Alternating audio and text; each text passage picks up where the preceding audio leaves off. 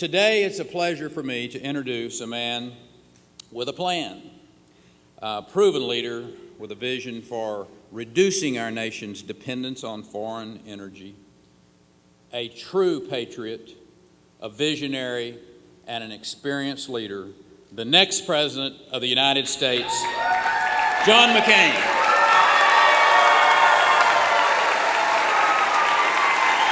Thank you, Rick. Thank you. I appreciate you joining us today. And thank you all. Thank you all for the warm welcome on a warm Houston day. Among its other distinction, this great city is known appropriately as the oil capital of America. But people in Houston and all of Texas understand as well as anyone that the high price of oil and gas today is causing great harm all across our economy. People are hurting. Much of the world's oil supply is controlled by states, regimes, and a cartel for which America's well-being is not exactly a priority. Many occupy a violent part of the world, a region all the more violent for the influence of oil wealth. Their opinion of America runs the full spectrum from indifference to hatred. The next president must be willing to break with the energy policies, not just of the current administration, but the administrations that preceded it, and lead a great national campaign to achieve energy security for America. I know how to do that, and I will do it, my friends. In the face of climate change and other serious challenges, energy conservation is no longer just a moral luxury or a personal virtue. Conservation serves a critical national goal. Over time, we must shift our entire energy economy toward a sustainable rich of new and cleaner power sources.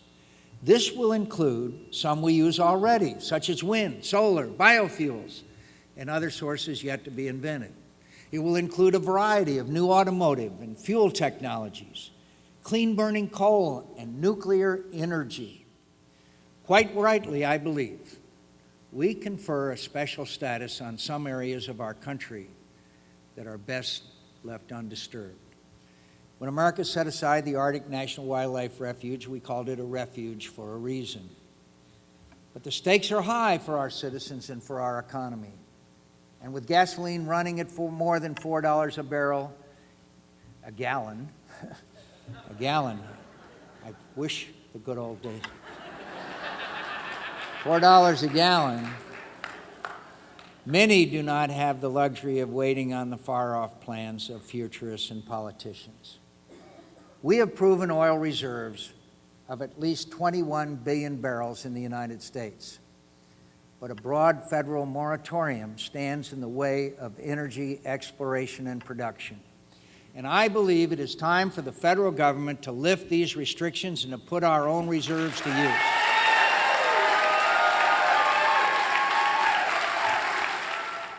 What is certain in energy policy is that we have learned a few clear lessons along the way. Some of them, somehow, seem to have escaped my opponent. He says that high oil prices are not the problem, but only that they rose too quickly. He doesn't support new domestic production. He doesn't support new nuclear plants. He doesn't support more traditional use of coal either. So what does Senator Obama support in energy policy? Well, for starters, he supported the energy bill of 2005, a grab bag of corporate favors that I opposed. And now he supports new taxes on energy producers. He wants a windfall profits tax on oil. To go along with the new taxes, he also plans for coal and natural gas. My friends, if the plan sounds familiar, it's because that was President Jimmy Carter's big idea too. And a lot of good it did us.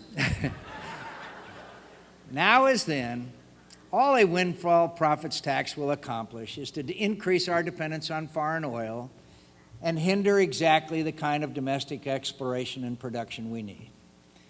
I'm all for recycling, but it's better applied to paper and plastic than the failed policies of the 1970s.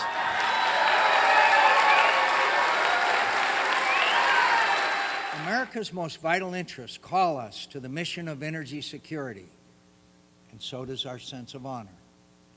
And the straightest, swiftest path to energy security is to produce more, use less, and find new sources of power so that no commodity can determine our security and no crisis can undermine our economy.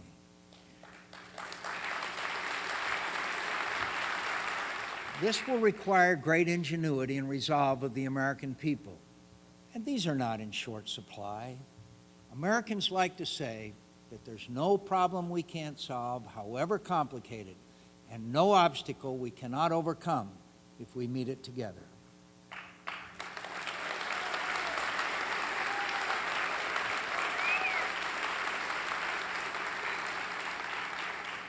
I believe this about our country. I know this about our country. And now it is time to show those qualities once again. Thank you.